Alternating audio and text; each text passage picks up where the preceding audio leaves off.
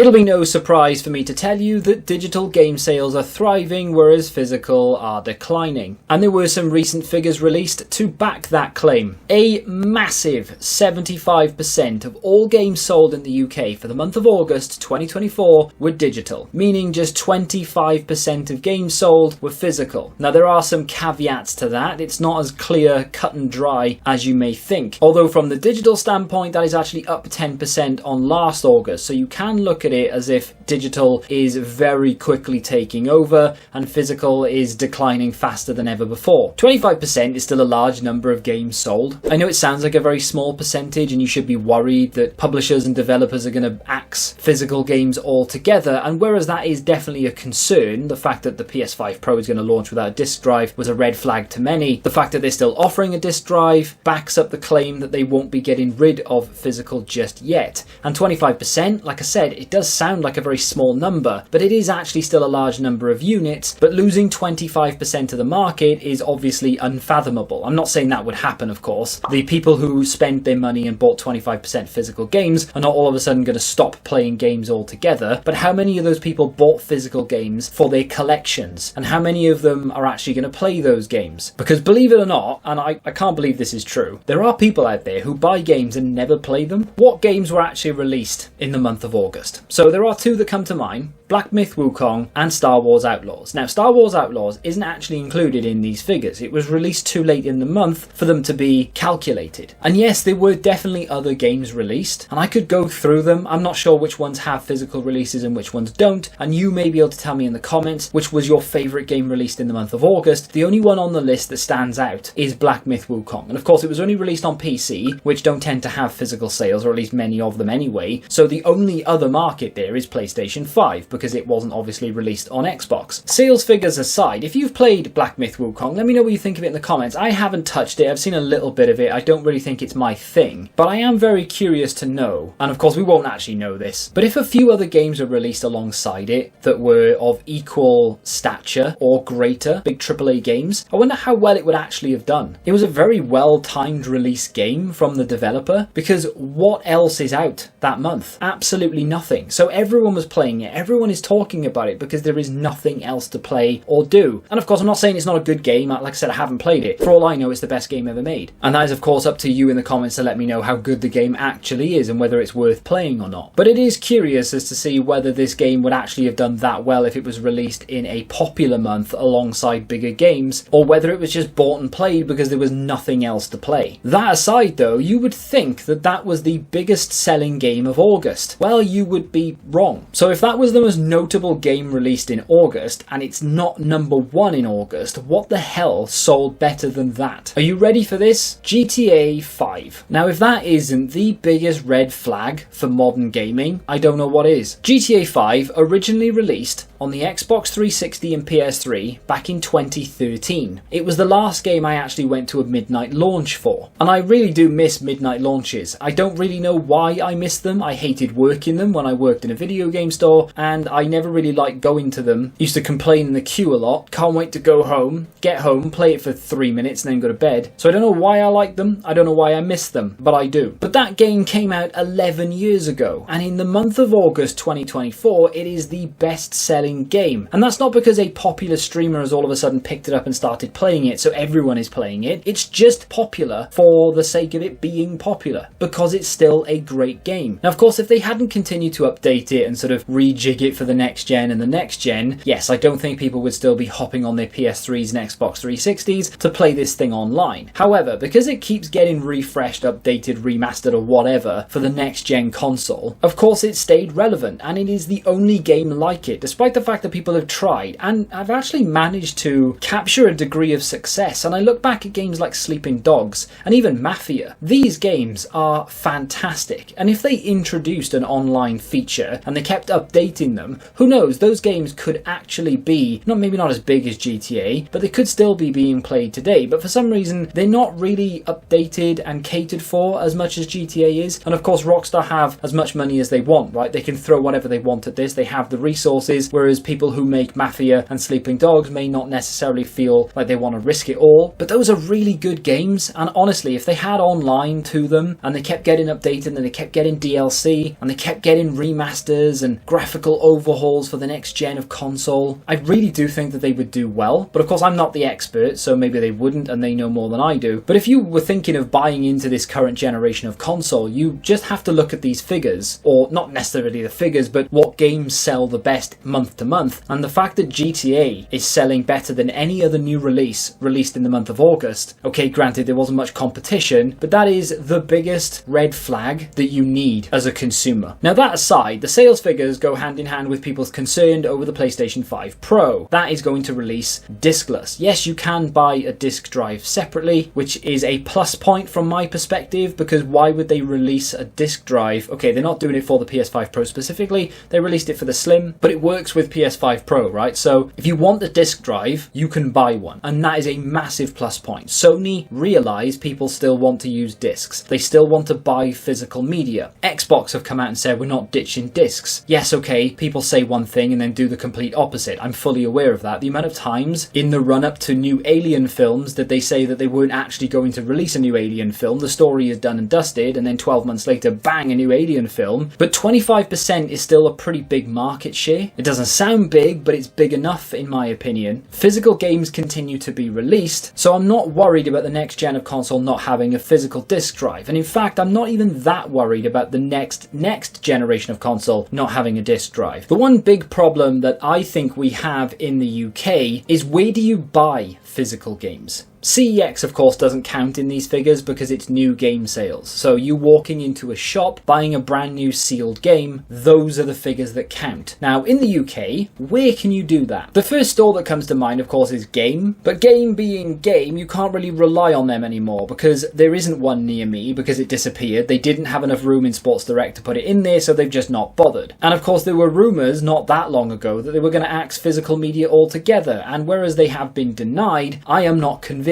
And I think that they will absolutely bin off physical sales before long, and it'll just be all digital plushes and board games. So where else is left to go? You've got places like Smiths, which to be fair is pretty good, but there aren't that many of them really, and the Smiths that exist are sort of in retail parks, and if you don't have a retail park near you, it's a bit of a bitch to get to. So what does that leave? Supermarkets. There are many supermarkets that don't deal in physical media. So for example, my local Sainsbury's and Morrison's, they don't do it. Of course, Aldi and Lidl don't, so that leaves Asda. I don't have a Tesco near me. Now, Asda does have a physical media section. I've been in there a few times, and they do often sell things off, and I get them cheap, and you can maybe add them to your collection, or sell them on, or trade them in, or whatever. But the section is getting smaller and smaller. The deals are fewer and fewer. And am I really having to go to a supermarket to buy my physical games? The other thing, of course, is the stock. They don't carry large number of games in stock. They often have out of stock all over the place. That means I have to go online to buy my physical games, which is kind of counterintuitive in itself. I might as well buy it digitally, right? There is a massive problem in the UK when it comes to physical media. It's not just video games. HMV, of course, do cater for movies. If you want to buy things physical, you can go there. And I would say, well, they need competition because they can dictate how much they want to charge for these things. They do have some decent deals on every now and again, 2 for 20, 2 for 30, or whatever it may be, on whatever platform you want to pick something up on. They don't really sell games anymore. Not properly anyway. Some kind of half dabble in it, but they kind of gave up on it for some reason. But there is a severe lack of options on the UK high street, and it is so sad to see. Every now and again, I will get sucked into that sort of 80s and 90s